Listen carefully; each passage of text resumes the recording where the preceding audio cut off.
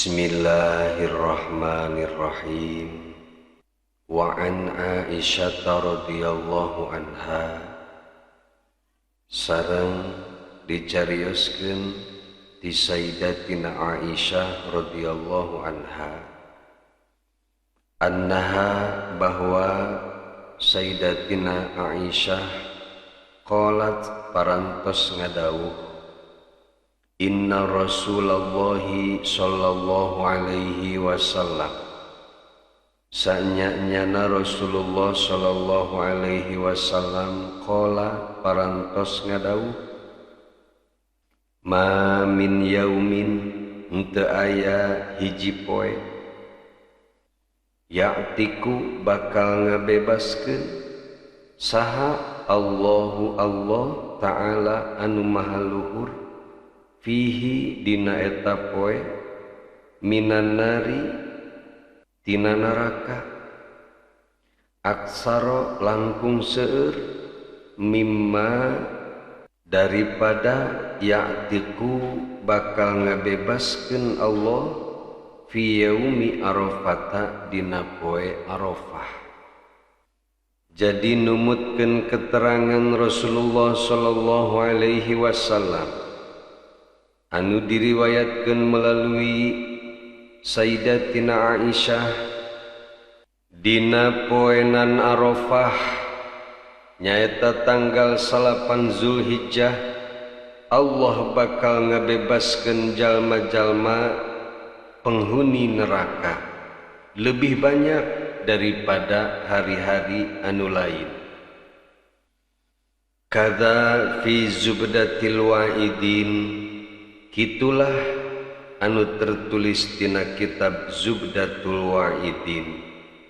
Makana saur Syekh Utsman Al-Khaubawi, khud ma ataituka, pegang ku anjeun, laksanakeun ku anjeun perkara anu tos disampaikeun ku kaula melalui ieu kitab Duratun Nasihin, wala takum minal jahidin, sareng araranjeun ulah termasuk jalma-jalma anu ingkar. Eta pesan Syekh Utsman ka urang kabehan, saking kunyaaheun meureun Syekh Utsman ka urang kabehan, walaupun urang teu pernah pendak sareng beliau, tapi ieulah rahmat Allah. Meskipun urang teu pernah pendak sareng pengarang ieu kitab, tapi urang masih keneh diberikan kesempatan ku Allah pikeun mendengarkan atau membaca pesan-pesan ti para ulama. Teu bisa cenah urang mah macana, alhamdulillah rahmat Allah teu eureun-eureun dikirim jalma-jalma anu bisaeun maraca kitab karangan ulama. Urang mah tinggal ngadengekeun wae, ustad macakeun kitab, para kiai macakeun kitab, urang mah tinggal ngadengekeun. Betapa nikmatna sebenarnya mah ieu hirup teh. Nu matak sing nyaah ka para ustad teh, sing nyaah ka para kiai teh, sebab melalui lisan-lisan beliaulah urang bisa mendengarkan berbagai hukum, urang bisa mendengarkan berbagai keutamaan-keutamaan ibadah. Upami tos teu araya para ustad, para kiai anu bisa maraca kitab, rek kumaha coba urang ieu ngajalankeun kahirupan sapopoe, rek kumaha coba urang ngajalankeun ibadah supaya hayang bisa sampurna. Nu matak urang daroakeun mudah-mudahan para ustad, para kiai anu arari ikhlas dina dakwahna, mudah-mudahan sing diistiqomahkeun, sing diberkahkeun ilmuna sareng rezekina. Amin ya Allah ya rabbal alamin. Dina bulan Zulhijjah ieu Allah benar-benar membukakan pintu rahmatna ka seluruh hambana anu bener-bener hayang ngadeketkeun diri ka Allah Subhanahu wa taala sareng hayang menang ampunan ti Allah Subhanahu wa taala. Anu beunghar diberi kesempatan ngalaksanakeun ibadah haji anu pertengahan kehidupan anak nepi ka teu mampu ngalaksanakeun ibadah haji dibere kesempatan kurban, anu teu mampu kurban oge dibere kesempatan ibadah puasa. Sakitu gedena puasa oge kauntunganana. Nya kitu deui bagi jalma fakir miskin anu teu boga harta jang ka tanah suci Mekkah, teu boga harta jang meuli hewan kurban. Keur mah teu boga harta nya hirupna geringan wae, sedih amat eta jelema. Sehingga teu bisa ngalaksanakeun ibadah puasa-puasa acan, da kusabab geringan wae, tetap masih keneh diberikan kesempatan untuk meraih keuntungan anu sebanyak-banyaknya di ieu bulan Zulhijjah. Mana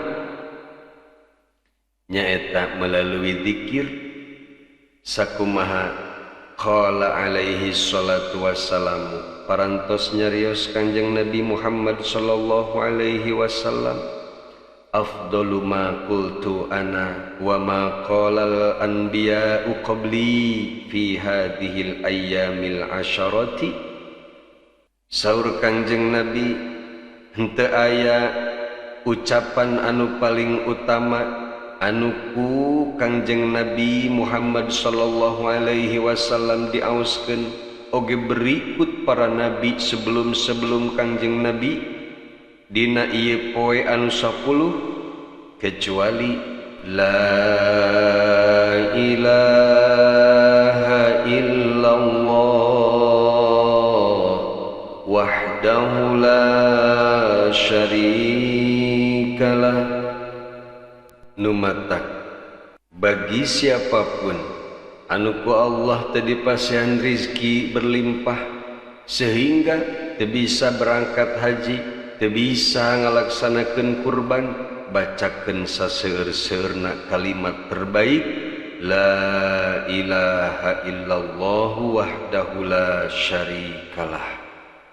Wa qala alaihi salatu wassalamu, sareng parantos nyarios Kanjeng Nabi Muhammad sallallahu alaihi wasallam, ma min ayyamil amali fiha, tidak ada hari-hari di mana jalma-jalma ngalakukeun amal soleh dina eta poe afdala min asyri dzulhijjati, lebih utama daripada ngalaksanakeun amal soleh dina 10 poe di bulan Zulhijjah. Jadi amalan soleh anu paling dicintai ku Allah nyaeta amalan soleh anu dilaksanakeun di 10 hari bulan Zulhijjah. Fakila ya Rasulullah, maka sebagian sahabat naros ka Rasulullah, wahai Rasulullah, wala Ramadana, sareng naha henteu dibandingkeun bulan Ramadan. Upami cek urang mah kieu meureun, ya Rasulullah, naha ibadah di bulan Zulhijjah lebih utama dibandingkeun sareng ibadah di bulan Ramadan. Faqala, saur Kanjeng Nabi, balil amalu fi Ramadana afdalu, bahkan beribadah atanapi beramal di bulan Ramadan eta lebih utama. Jadi tetap lebih utama ibadah di bulan Ramadan. Walakinna, akan tetapina, hadhil ayyamu hurmatuhunna aqtamu, akan tetapi ieu poe 10 hari di bulan Zulhijjah ya kehormatanana lebih besar. Nah, etalah hadirin keuntungan anu sangat luar biasa disayogikeun ku Allah Subhanahu wa taala dina ieu bulan Zulhijjah pikeun jalma-jalma anu ariman. Mudah-mudahan urang sadayana sing termasuk jalmi-jalmi anu iman sareng sing termasuk jalmi-jalmi anu kengeng ampunan ti Allah Subhanahu wa taala. Amin ya Allah ya rabbal alamin.